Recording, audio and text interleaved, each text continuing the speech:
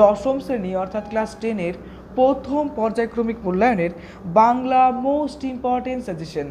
আমি খুব কম প্রশ্ন দিলাম, যেগুলো মোস্ট ইম্পর্টেন্ট প্যাটার্ন রয়েছে সেগুলো দেওয়া হলো। দেখো, প্রথমত জ্ঞানচক্ষু। তোমাদের 3 নম্বরে যে প্রশ্নগুলো হবে সেই 3 নম্বরের প্রশ্নগুলো কিন্তু তোমাদের 60টি অর্থাৎ 60 ওয়ার্ডের মধ্যে লিখতে হবে। 3 নম্বরের প্রশ্ন হিসাবে সব থেকে রিপিটেশন হয়, অর্থাৎ সমস্ত পশ্চিমবঙ্গে যে প্রশ্নটা ম্যাক্সিমাম স্কুলে আসে সেটা দেখো সব থেকে বেশি স্টার করে পাশে দেওয়া আছে। দেখো আছে, রত্নের মূল্য জহুরির কাছেই, কথাটির তাৎপর্য ব্যাখ্যা করো। তার পাশাপাশি বুকের রক্ত ছলকে ওঠে তপনের, কথাটির তাৎপর্য ব্যাখ্যা করো। এরপরে কথাটা শুনে তপনের চোখ মার্বেল হয়ে গেল। তো এই যে প্রশ্নগুলো, এগুলো ভালো করে প্রিপারেশন করো। কোন কথা শুনে তপনের চোখ মার্বেল হয়ে গেল। দেখো, আমার প্রশ্নগুলো এমন করে প্যাটার্ন করে বানানো, তুমি যদি এগুলো পড়ো দেখবা এই যে গল্প কবিতাগুলো আছে দেখবা ম্যাক্সিমামটা কিন্তু প্রিপারেশন হয়ে গেল, অর্থাৎ তার যে বিষয়বস্তুটা আছে সেটা রেডি হয়ে গেল। তো সেটা ওভারঅল যদি রেডি হয়ে যায়, যে কোনো প্রশ্ন আসলে কিন্তু তুমি লিখতে পারবা। আর কোন প্রশ্নগুলো রিপিটেশন আছে সেগুলো কিন্তু আছে ম্যাক্সিমাম। এরপরে পৃথিবীতে এমন অলৌকিক ঘটনাও ঘটে, কোন ঘটনা এবং কেন অলৌকিক বলা হয়েছে। নেক্সট, এই দুঃখের মুহূর্তে গভীরভাবে সংকল্প করে তপন, কোন দুঃখের মুহূর্তের কথা বলা হয়েছে, দুঃখের মুহূর্তে তপন কি সংকল্প করে। দেখো, তোমাদের এই যে প্রথম যেটা আছে জ্ঞানচক্ষু,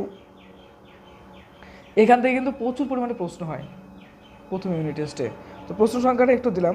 তার চেয়ে দুঃখের কিছু নেই, তার থেকে অপমানের, কার সম্পর্কে এই মন্তব্য, তার চেয়ে বলতে কী বোঝানো হয়েছে। এটা অপশনাল, পড়লে পড়তে পারো, নাহলে নাই, ইম্পর্টেন্ট কম। এরপরে 5 নম্বরের যে প্রশ্নগুলো দিলাম সেগুলোর সংখ্যাটা একদম কম, 1টা বা 2টো দেবো। তাহলে কি হলো, আমরা 3 নম্বরের ম্যাক্সিমাম প্রশ্ন করলাম। ওই 3গুলোই কিন্তু দেখবো অনেক সময় 5 আকারে দেয়, অনেক সময় দেখবো 5-এর প্রশ্নগুলো 3 আকারে দেয়। তবে অবশ্যই এখানে লেখার পরিমাণটা কম বেশি হয়। তো 5 নম্বরের প্রশ্ন 150টি শব্দে কিন্তু তোমাদের লিখতে হবে, কারণ বোর্ড এক্সাম যেহেতু। তো ফার্স্ট ইউনিট টেস্টে দেখো আমরা তাহলে লিখবো। দেখো, প্রথমটা, নতুন মেশোকে দেখে জ্ঞানচক্ষু খুলে গেল তপনের। জ্ঞানচক্ষু কি, প্রকৃত অর্থে কখন তপনের জ্ঞানচক্ষু জাগরিত হয়। তারপরে জ্ঞানচক্ষু অবলম্বনে তপনের চরিত্রটি বিশ্লেষণ করো। দেখো, এই প্রশ্নগুলো খুব হয় মাধ্যমিকে, যে তপনের চরিত্র বিশ্লেষণ করো। তবে সেক্ষেত্রে কিন্তু টোটাল জ্ঞানচক্ষুর আধারে কেমন টাইপসের বিষয় আছে সেটা কিন্তু আলোচনা করতে হবে। এবার অসুখী একজন, এখানে তোমাদের 60টি অর্থাৎ 3 নম্বরে যে প্রশ্নগুলো রয়েছে সেগুলো কি গুরুত্বপূর্ণ। তো এক্ষেত্রে মেনলি বেসিক্যালি তুমি বিষয়বস্তুটা ভালো করে পড়বে, কবিতার প্রত্যেকটা লাইন একটু ভালো করে বুঝলে তারপরে ইচ্ছা মতো বানিয়ে উত্তর লেখো, অত প্রেশার নিতে যাবে না। ওকে, প্রথম প্রশ্ন, সমস্ত সমতলে ধরে গেল আগুন, কেন আগুন ধরলো, আগুন ধরার ফল কি হয়েছিল, খুব ইম্পর্টেন্ট প্রশ্ন।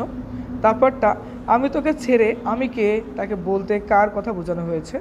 তারপরে, যারা হাজার বছর ধরে ডুবেছিল ধ্যানে, উক্তিটির তাৎপর্য বিশ্লেষণ করো। এই যে দেখো কবিতাটা আছে অসুখী একজন, খুব সুন্দর, আমি কবিতাটা পড়েছি কয়েকবার, খুব ভালো লেগেছে আমার। তো এখানে যে লেখক কবি যে আছে, সে কবি কিন্তু কী করে তার দেশমাতৃকাকে ছেড়ে কিন্তু অনেক দূরে কিন্তু চলে যায়। তারপরে যে পথে যায় সেই পথে কি হয়, ধীরে ধীরে কী হয়, ঘাস জন্মে যায়, তাই না। তারপর বৃষ্টির জলে সেগুলো ধুয়ে যায়, অনেক দিন পরে কী করে সে আবার দেশমাতৃকার ওইখানে ফিরে আসে। এখানে দেশমাতৃকাও বলা হয়, আবার অনেকে বলে না যে তার প্রিয়তমাও হতে পারে। তো এর মধ্যে দেশের মধ্যে কি হয়, সেই দেশে আসে কি একটা বড় বিধ্বংসী যুদ্ধ আসে। সেই যুদ্ধ কিন্তু আলটিমেটলি কাউকে ছেড়ে দেয় না, সমস্ত কিছু পুড়ে ছারখার হয়ে যায়। তো সেইগুলো এখানে সুন্দর করে ব্যাখ্যা করে দেওয়া আছে, খুব সুন্দর করে ব্যাখ্যা করেছে, মানে এত নিপুণ ভাষা আর এত সুন্দর তার মিনিং ভাবা যায় না। যদিও খুব দুঃখের একটা বিষয় এবং তার পাশাপাশি একটা অপেক্ষা, একটা দীর্ঘ অপেক্ষার কথা কিন্তু এখানে বলা হয়। তারপর দেখো, যারা হাজার বছর ধরে ডুবেছিল ধ্যানে, উক্তিটির তাৎপর্য বিশ্লেষণ করে, এটা একটা গেল। তারা আর স্বপ্ন দেখতে পারলো না, কারা কেন স্বপ্ন দেখতে পারলো না, খুব ইম্পর্টেন্ট প্রশ্ন এটা। এরপরে 63 শব্দে অর্থাৎ 5 নম্বরের প্রশ্ন হিসাবে দিলাম, তারপর যুদ্ধ এলো। আমি একটু আগে যে বললাম না, যুদ্ধ এলো, কখন যুদ্ধ এসেছিল, যুদ্ধের কোন কোন প্রভাব কবিতায় বর্ণিত হয়েছে তা আলোচনা করো। মানে যুদ্ধের আবহাওয়াতে কিন্তু সব কিছু পুরো ছারখার হয়ে গেল, অট্টালিকা বলো, গাছপালা বলো, সেইগুলোই লিখতে হবে। যেখানে ছিল শহর সেখানে রহিল কি বলতো, কাঠকয়লা। অসুখী একজন কবিতা অবলম্বনে শহরের এই পরিণতি কীভাবে হলো তা দেখো, লেখো, খুব ইম্পর্টেন্ট। আর একটা প্রশ্ন 3 নম্বর এবং 5 নম্বর হিসেবে খুব ইম্পর্টেন্ট, কী বলতো, রক্তের একটা কালো দাগ আর সেই মেয়েটি আমার অপেক্ষায়। রক্তের দাগ কোথায় দেখা যায়, কার অপেক্ষায় মেয়েটি কেন দাঁড়িয়ে থাকে। এরপরে সেই মিষ্টি বাড়ি, সেই বারান্দা যেখানে আমি ঝুলন্ত বিছানায় ঘুমিয়েছিলাম, আমি কে, উক্তিটির মধ্য দিয়ে বক্তা কী বোঝাতে চেয়েছেন। সবগুলো গল্প কবিতা পড়ো, কিন্তু তার মধ্যে যেগুলো সবথেকে বেস্ট প্রিপারেশন, যেগুলোর ভাষা তুমি আয়ত্ত করতে পেরেছো, সুন্দর সুন্দর ভাষা তুমি গঠন করতে পারো, সেগুলাই কিন্তু পরীক্ষাতে ম্যাক্সিমাম অ্যাটেন্ড করবে। ক্লিয়ার তো। কারণ পরীক্ষাতে নাম্বারটা গুরুত্বপূর্ণ এই ক্ষেত্রে। হ্যাঁ, জীবনের শিখার তো শেষ নেই, কিন্তু শিখার সঙ্গে সঙ্গে কিন্তু নাম্বারটাও দরকার আছে। অনেকে দেখবে যে নাম্বার কম পায়, কিন্তু তার বেস খুব সুন্দর, অর্থাৎ তার বোঝা টেকনিক সবই ভালো। সেক্ষেত্রে নাম্বারটা এখনকার দিনে বড় ফ্যাক্টর হয়ে দাঁড়িয়েছে। তো কী বলবো, বোঝার পাশাপাশি একটু নাম্বারও তুলতে লাগবে। এরপরে আয় আরও বেঁধে বেঁধে থাকি। এখানে প্রথমত 60টি ওয়ার্ডে আমাদের লিখতে হবে 3 নম্বরের প্রশ্ন যেগুলো হয়। হ্যাঁ, ওয়ার্ড লিমিট কম বেশি হতে পারে, কোনো প্রবলেম নেই। প্রথমটাই, তবু তো কজন আছি বাকি, তবু তো কজন আছি বাকি। যাই হোক, কবি এর মধ্যে দিয়ে কী বোঝাতে চেয়েছেন? নেক্সট প্রশ্ন, পৃথিবী হয়তো গেছে মরে, এমন সংসার কারণ কি? তারপরে আমরা ভিখারি 12 মাস, এই ধরনের মন্তব্যের কারণ কি? তো এইরকম তাৎপর্য বিশ্লেষণমূলক প্রশ্ন দেয় পরীক্ষায়, তো সেগুলো প্রিপারেশন করতে লাগবে। দেখো, মন্তব্য, তাৎপর্য বিশ্লেষণ, কোনো একটা প্রসঙ্গ নির্দেশ, এই যে বিষয়গুলো, এগুলো খেয়াল করবে। আমাদের ইতিহাস নেই, কাদের কেন ইতিহাস নেই বলে কবি মনে করেন, এটা। তারপরে আমাদের পথ নেই, আর কাদের পথ নেই, পথ না থাকার কারণ কি? এটা একটা ইম্পর্টেন্ট প্রশ্ন গেল। কম বেশি 150টি শব্দ, অর্থাৎ 5 নম্বরের প্রশ্ন আমি দিলাম না, একটাই দিলাম। আয় আরও বেঁধে বেঁধে থাকি, কবিতার বিষয়বস্তু সংক্ষেপে লেখো। এমন একটা প্রশ্ন দিলাম যেটা পড়লে তোমার টোটালটাই কমপ্লিট হয়ে যাবে। তো এইভাবে পড়বে, বুঝলে তো? নেক্সট আসছি আফ্রিকা। এখানে 60টি শব্দের মধ্যে, অর্থাৎ প্রত্যেকটি জন্য 3 নম্বর করে থাকবে। তো এখান থেকে প্রশ্ন প্রচুর হয়, রবীন্দ্রনাথ ঠাকুরের লেখা, তাই না? এলো মানুষ ধরার দল। মানুষ ধরার দল বলতে কবি কাদের কথা বলেছেন? তাদের স্বরূপ বিশ্লেষণ করো। তারপরে দাঁড়াও ওই মানহারা মানবীর দ্বারে, কাকে দাঁড়াতে বলা হয়েছে? মানহারা মানবী বলার তাৎপর্য কি? আমি প্রশ্ন সংখ্যা খুব কম দিলাম। দেখো, এলো ওরা লোহার হাতকড়ি নিয়ে, যারা এলো তাদের এভাবে আসার কারণ কি?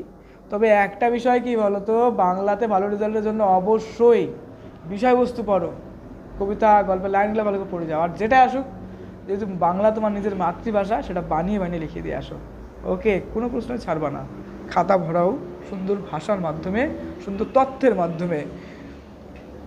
150টি শব্দ, অর্থাৎ 5 নম্বরের প্রশ্ন, চিরচিহ্ন দিয়ে গেল তোমার অপমানিত ইতিহাসে, কাকে কথা বলা হয়েছে? কিভাবে তার অপমানিত ইতিহাসে চিরচিহ্ন মুদ্রিত হলো, এটা। নেক্সটে আছে, সেই হোক তোমার সভ্যতার শেষ পূর্ণবাণী। খুব ইম্পর্টেন্ট এখানে এই প্রশ্নটা। সভ্যতার শেষ পূর্ণবাণী হিসেবে কবি কোন বিষয়কে প্রকাশ করেছেন? উক্তিটির মধ্যে দিয়ে কবির মানসিকতার পরিচয় দাও। আচ্ছা, এরপরে আসছে আরেকটা ইম্পর্টেন্ট প্রশ্ন, 3 নম্বর 5 নম্বর হিসেবে। দেখো, সভ্যের বর্বর লোভ নগ্ন করলো আপন নির্লজ্জ অমানুষতা। উদ্ধৃতাংশটির মাধ্যমে কবি যে বক্তব্য তুলে ধরেছেন তা লেখো। ওকে, নেক্সট আসছি আমরা হারিয়ে যাওয়া কালি কলম। এখানকার মোস্ট ইম্পর্টেন্ট 5 মার্কস প্রশ্ন। দেখো, ক্যালিওগ্রাফস্টিক বা লিপি কুশলী কাদের বলা হয়? প্রবন্ধ থেকে এদের সম্বন্ধে কি জানা যায়? আমরা কালি তৈরি করতাম নিজেরাই। লেখকেরা কিভাবে কালি তৈরি করেছেন তা প্রবন্ধ অবলম্বনে লেখো। খুব ইম্পর্টেন্ট প্রশ্ন, এটা জানলে পরে অনেকটাই বানিয়ে লিখতে পারবে, মানে কিছু কিছু তত্ত্ব যেগুলোর উপর বেস করে লিখতে লাগে। হারিয়ে যাওয়া কালি কলম প্রবন্ধে লেখক কলমের অতীত ও বর্তমান রূপের যে কথা বর্ণনা করেছেন তার পরিচয় দাও। এইটা গেল। আর লাস্টে আসছে কোনির প্রশ্ন। দেখো, কোনিতে এক একটা প্রশ্নের নাম্বার থাকবে কিন্তু 5 নম্বর, আর লিখতে হবে কিন্তু 150টি ওয়ার্ডের মধ্যে। প্রথম ইম্পর্টেন্ট প্রশ্ন, খুব আসে এটা। বিষ্ণুধরের বিরক্তির কারণ, হাত 15 দূরের একটা লোক। বিষ্ণুধরের পরিচয় দাও, অন্য লোকটির চেহারার বর্ণনা দাও। দেখো, এখানে অনেক সময় প্রশ্নটা ঘুরিয়ে দেয়, যে অনেক সময় বলে যে বিষ্ণুধরের ডায়েটিংয়ের বর্ণনা দাও, মানে তার ডায়েটিংয়ে কী কী করতেন না করতেন সেই বিষয়টা ভালো করে পড়বা। এরপরে, আপনি আমার থেকে 4000 গুণ বড় লোক, কিন্তু 4 লক্ষ টাকা খরচ করেও আপনি নিজে শরীরটাকে চাকর বানাতে পারবেন না। বক্তা কাকে কেন এই কথা বলেছিলেন? ইম্পর্টেন্ট রয়েছে, এই দুটোই মোস্ট ইম্পর্টেন্ট, এই দুটোই ম্যাক্সিমাম আসে। এছাড়াও যেগুলো আছে, যেরকম আজ বারুণী, বারুণী কি, বারুণের দিন গঙ্গার ঘাটের দৃশ্য বর্ণনা করো, এগুলো সোজা প্রশ্ন, একটু পড়লেই হয়ে যাবে। হ্যাঁ, কোনিতে আমি যে বলবো যে সব সোজা তা না, কিছু কিছু প্রশ্ন আবার খুব ক্রিটিক্যাল টাইপসের হয়ে যায়, তার জন্য কোনিটা একবার পড়ো, তারপর বানিয়ে বানিয়ে লেখো। কোনির কিছু কিছু প্রশ্ন ক্রিটিক্যাল, কিছু কিছু আবার সোজা আছে। এরপর আছে দেখো, অথবাতে ঘাটে থই থই ভিড়, কোথায় থই থই ভিড়, ভিড়ের কারণ কি, ভিড়ের বর্ণনা দাও। এই তো গেল আমাদের টোটাল বাংলা সাজেশন ক্লাস 10-এর।